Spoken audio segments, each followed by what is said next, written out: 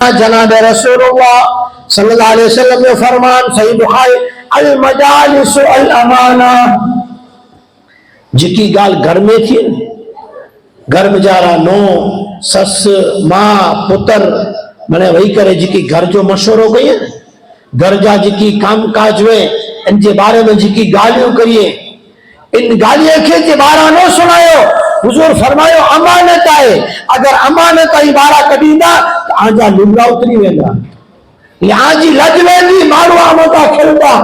अज उम्मत मुस्लिमा भी मर जाए पामे जिकी पर पाई मुस्लिम समाज लिए अने कोई निर्णय कने कोई ठराव कने कोई समाज के ऐसे मते फैसलो करे अने कोई चे गाने पाजो ई जमात तो बंदारण है भला ते बेगो अञा साझीरो थी पहला त न्यूज़पेपर भुज में जा गावाईंदा